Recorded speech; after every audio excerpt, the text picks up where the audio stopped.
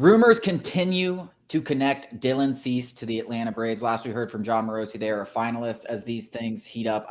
Like I said yesterday, I don't expect anything to happen very, very soon, but the winter meetings are coming up. It could happen winter meetings are coming up Sunday. Could happen by then. There's no doubt about it. But I want to talk about actual hypotheticals. I came up with my own. You can go check it out on sportstalkatl.com. But this one's actually from FanDuel, which is kind of funny that they're doing these on their account. Like, I don't know what this is from FanDuel, but it's interesting. And I want to know what you think, Alex. The Braves receive Dylan Cease, and the White Sox receive AJ Smith-Shawver, Owen Murphy, Dylan Dodd, and Vaughn Grissom. I'm signing on that every single day of the week, twice on Sunday. When it comes to the two pitching prospects that everybody is like worried about when we're talking about these Dylan Cease trades, and that is AJ Smith-Shawver and Hurston Waldrop. I prefer Hurston Waldrop over AJ Smith-Shawver if I had to choose between one of them.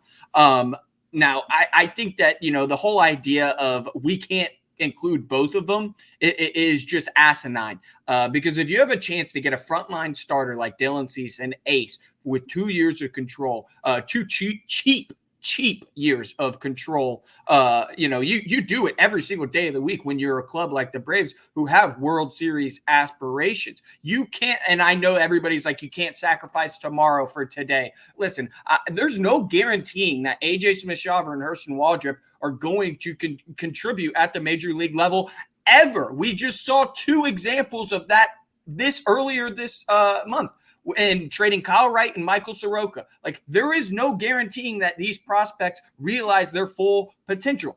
A asset that has already been realized, Dylan Cease, he is what he is. We know what he can be. Him and Spencer Strider and Max Fried would be the most feared trio in all of baseball, versus two guys who we really have no idea if they're going to ever turn into something special like Dylan Cease. And on top of that, everybody says, there's no chance that we sign him to an extension. And I tend to agree. It would be a long shot to actually buy out those years of arbitration. But let's not rule everything out. I get he's a Boris agent, but once he spends one season away from one of the worst organizations in sports, and that's the White Sox, to one of the best organizations in sports, and that is the Braves, which are his hometown Atlanta Braves, I think he might have a little bit different of a feeling where he could force Boris's hand, who works for him. Dylan Cease doesn't work for Scott Boras. Scott Boras works for Dylan Cease. So what Dylan Cease wants, Dylan Cease will get. And if he doesn't, he'll just change agents. That's the simple fact of the matter. Now, it will still be incredibly hard to retain him, but it would not be impossible. In terms of the trade that you had, that FanDuel suggested, I'm signing off every single day of the week and twice on Sundays. Yeah, I don't think the extension thing is quite as impossible. I agree with you. I don't think it's nearly as big as a long shot as some people are thinking making it out to be, because he has 2 years of control. And the simple fact is the Braves can sit here and say, hey, we're going to buy out those 2 years of control. You're going to make, instead of making $12 and $25 million or whatever it's going to be, you're going to make 30 and 30, or you're going to make 20 and 30. And by the way, you're coming off one of the worst years of his career. You have never had a significant injury, at least in the major leagues that I know of.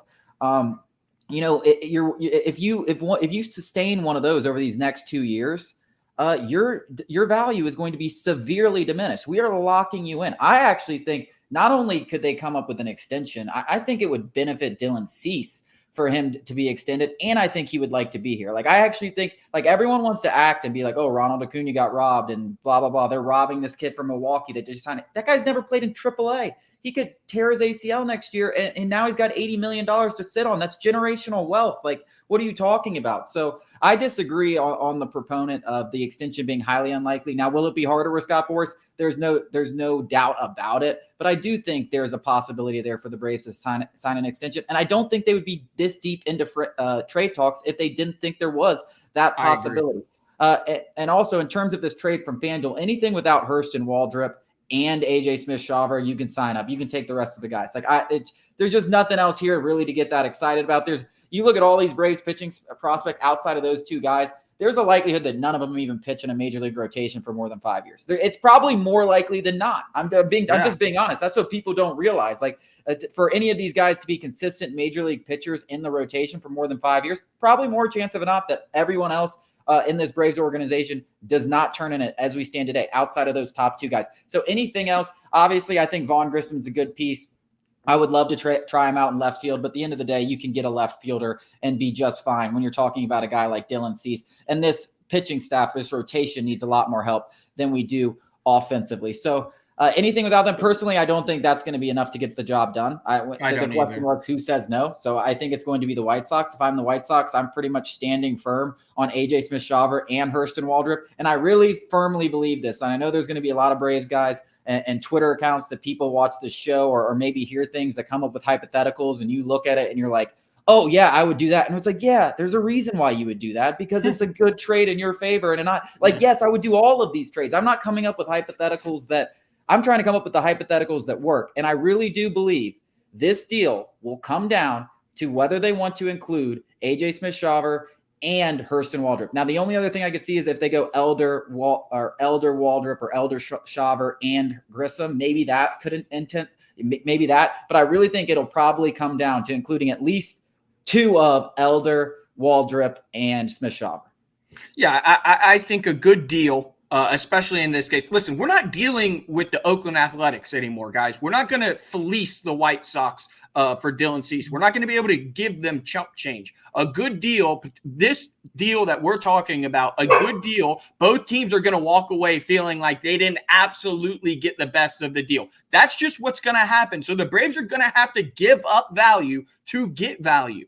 You name any combination of the three guys that you said, and I am signing off of it, even for the 2 years with Dylan Cease, because we're trying to maximize our chances to win a World Series. Now, listen, obviously Max Fried's going next year, probably walking in free agency. I don't say he is going to, but the writing is on the wall. He's going to walk in free agency. He's going to garner like $250 million, and the Braves just aren't going to pay that. Now, the possibility of extending Cease is much more likely than, the possibility of extending Cease is much more likely in my eyes than any of the guys we mentioned turn into even a mid-rotation guy. I seriously believe that, especially a frontline starter. Hurston Waldrop, A.J. Smith-Shawver, and Bryce Elder, any of them turning into a frontline starter. We already know Bryce Elder's not going to be that guy, but the other two turning into frontline starters are less likely, I think, than Dylan Cease signing an extension with Atlanta. And if that's the case, this is the kind of thing Alex Anthopoulos is weighing in his mind and talking to his people. You pull the trigger every single day of the week if you think that you have a chance of signing Dylan Cease to an extension. Yeah, Braves fans have been incredibly blessed by the amount of talent that's come up, and not just come up, but panned out, like Ronald Acuna, Ozzy Albies, most like the latest being Michael Harris, Spencer Strider. But it's almost like fool's gold. It's almost like fool's gold. I started this site in the dog days of the rebuild. I saw the top prospects come up that turned into crap. And the only one, and I said this, recently, the only one that's still around from all of those years of collecting pitching prospects is Max Fried. And there's been talented ones. Kyle Wright, we saw him top 10 Cy Young finish. Obviously, top 10 Cy Young finish as a rookie for Michael Soroka. But even when that happens, injuries can completely derail your career. So I just think, you got to take, I love Waldrop. I love Smith-Shawver. I am very, very high on both of them. I think Smith-Shawver is a legitimate top 50 prospect. I think Waldrop's a top 100 prospect already that will move up into the top 50 next year. I love the pick. But at the end of the day, I'm trying to win a World Series. And if that's really the two guys that really need to happen to make this deal done, I still think Cease could be extended. And if you can get Cease extended and you can have Spencer Strider for the foreseeable future, and you have this offense, we can figure out everything else.